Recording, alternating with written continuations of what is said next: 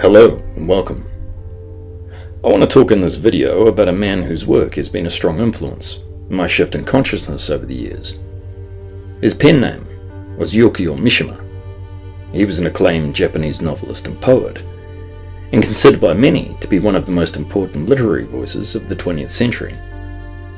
On November 25th, 1970, Yukio and four of his followers, armed with samurai swords, barricaded themselves in the office of Japan's self-defense forces.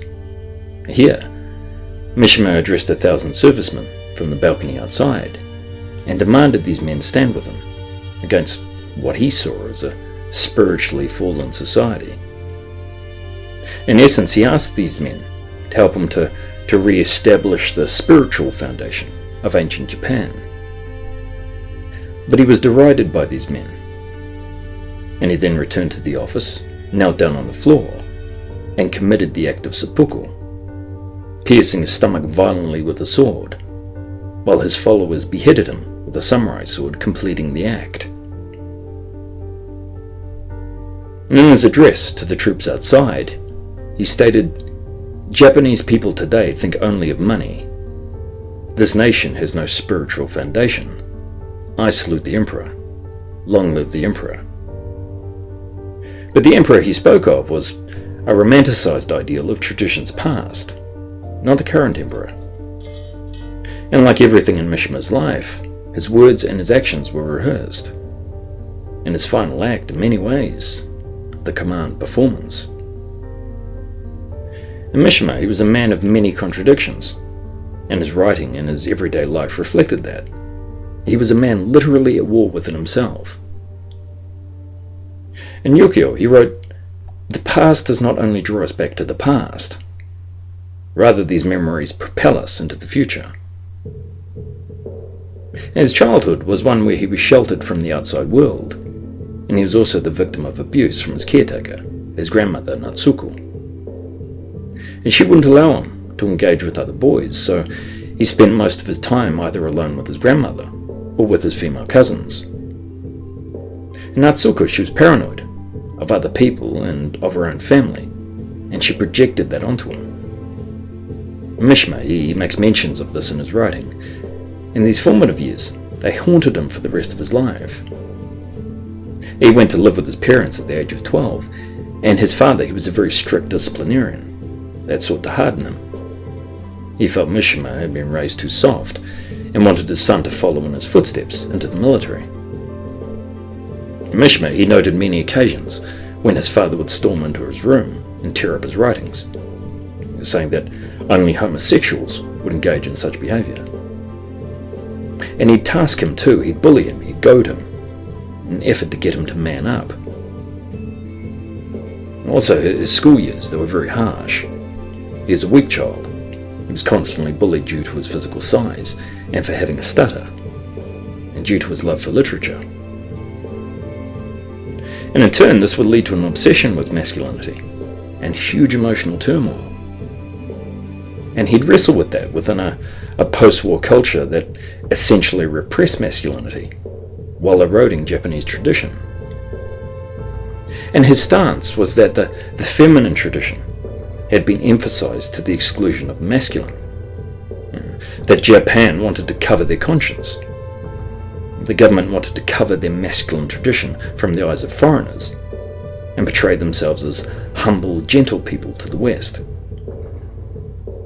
But shortly before he killed himself, he stated that Japan had been stunted by Westernization, and that Japanese tradition was the key to a strong character and identity as a man.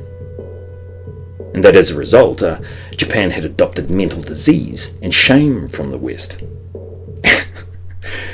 And when you look at Japanese society today, he was right. And yet, the contradiction is, this was a man that lived like a Westerner for most of his adult life. But for all his comforts and his success as a writer, the void remained. The voices of his father and his grandmother still haunted him.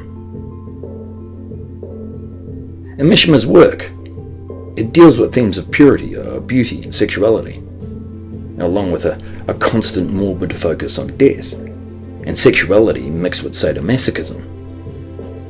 His characters, they all yearned to destroy themselves. Their passions and their turmoil were that great. He wrote in his first novel, Confessions of a Mask, "I cried until those visions reeking with blood came to comfort me, and then I surrendered myself to my most intimate friends." So his writing, it broke new ground and was charged with sex and violence and death, politics, philosophy, and very real, deep yearnings.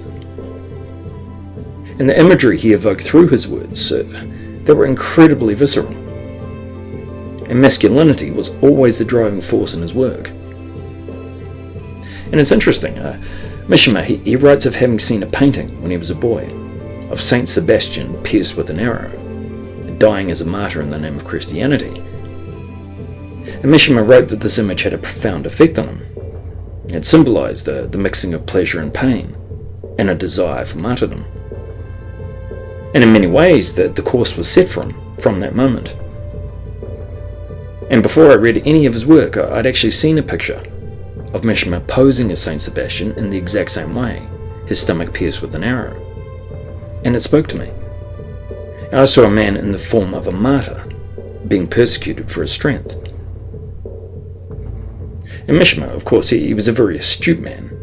He loved to court controversy, and he knew exactly how to market himself. So photos of him posing like the Japanese Frank Sinatra, and also as a samurai warrior, that made big impressions on Westerners. And he wanted to tap that market, and he wanted to be taken seriously by Western critics.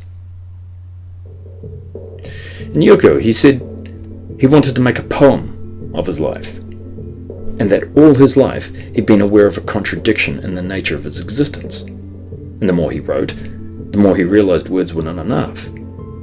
So he sought a new form of expression, one where death and sexual obsession, beauty and purity intermixed. And it was here when Yukio decided to transform his physique through a very strict bodybuilding regimen. And the sick, weakly child now wanted attention and respect on a global scale. But inside, he still wrestled with his demons. His novels, they dealt with characters struggling to deal with sexual issues, with desires, with issues around beauty. And the theme that runs through much of Mishima's work is beauty leading to destruction. And Yukio wrote, "I wanted to explode, light the sky for an instant and then disappear." So his characters, they reflected his inner turmoil and would self-destruct or act out. And many were politically motivated. In his novel Runaway Horses, the lead character, he murders a capitalist and then commits seppuku. And the final line reads, "The instant the blade tore open his flesh, the bright disk of the sun soared up and exploded behind his eyelids."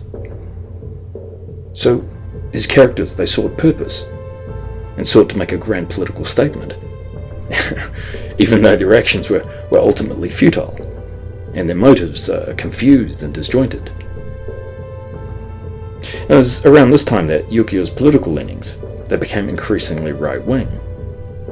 At the same time as he became disillusioned with his writing. And through his torment, he sought to merge art and action, with a merging of body and spirit. And it was now when he funded the Shield Society. It was a private militia. It was essentially a spiritual army, dedicated to the ethics of Bushido.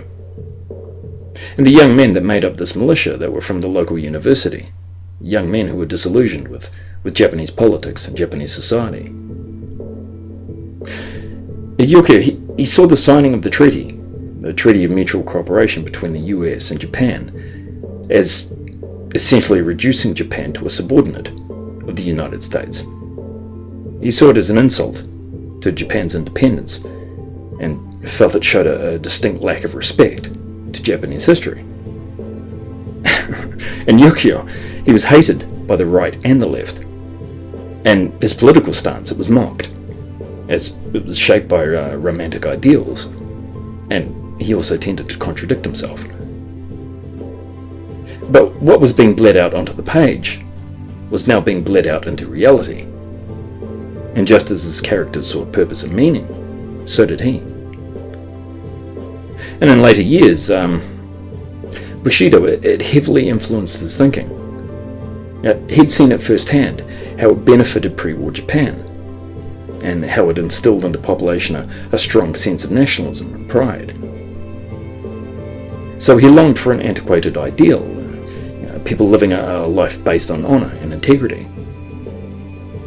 But inherently he knew that morality and honour had no place in a capitalist society. So these notions that were idealised, even in a historical sense, as the samurai, that although they were often loyal, they were noted for abusing their positions quite regularly, and for betraying their communities and the leaders. And the belief that samurai were staunchly heterosexual and devoutly masculine is false. Now, homosexuality was practiced between samurai. It was nanshoku, the love of the samurai. The emotional and sexual bond between older samurai and their apprentices was seen as vital. And Yukio, he struggled with his homosexuality and his masculinity. He was married to a woman, they had 2 children. So some suggest Bushido was a way for him to come to terms with his sexuality. His apprentice and his rumoured lover, Morita, was the man he asked to decapitate him during the failed coup. It was seen by some as a lover's pact, wakashudu, the way of the youth, and all samurai practiced it. Yet it seemed that his sexuality was something he could never reconcile, whether in a modern context or through the traditions of the past. His father's voice still echoed in his thoughts. In Mishima, he took up kendo, the way of the sword, and he had an obsession with beauty and the body. And in interviews, Yukio said publicly that when samurai commit harakiri, they would paint their faces in order to stay beautiful, even in death. So he wanted to live the way of the warrior. He is quoted as saying, "We live in an age where there is no heroic death." So Yukio, he rebelled against the erosion of masculine ideals and their repression, because he saw what this had reduced Western society to, with their obsession with greed. And the salarymen, the worker drones, they came to define post-war Japan, right up until recently, where the Japanese herbivore men now threaten to undermine the economy, as the Japanese media has reported. I mean, you recall the millions of boys that wouldn't come out of their rooms in the 90s. Well, now they've come out, and they've decided that being a worker drone doesn't appeal. So the current situation is due directly to Western influence, and Yukio, he predicted this. A self-directed purpose and freedom is vital to men, and so is the embracing and celebration of masculine ideals. And Japanese men today define their own purpose and won't be dictated to. Now, of course, this is a natural reflex to the systematic bias, exploitation, and hatred that's been directed at men for decades. Now, masculinity and masculine tradition was derided and marginalized for the sake of corporate greed. But for Japanese men now, life isn't about conforming, it's about choice. Even if that has severe repercussions to the economy, so be it.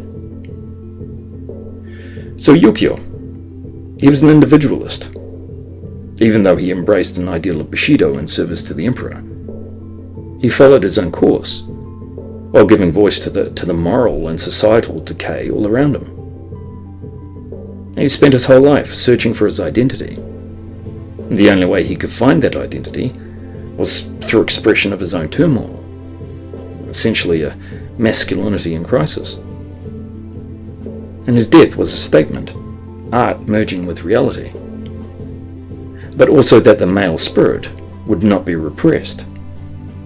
This masculine spirit, it's been edged out in today's society, but men are starting to reclaim it and define it by their own terms. Anyway, that's all the time I have for tonight, but I want to thank you for your time and keep on trucking. Thank you.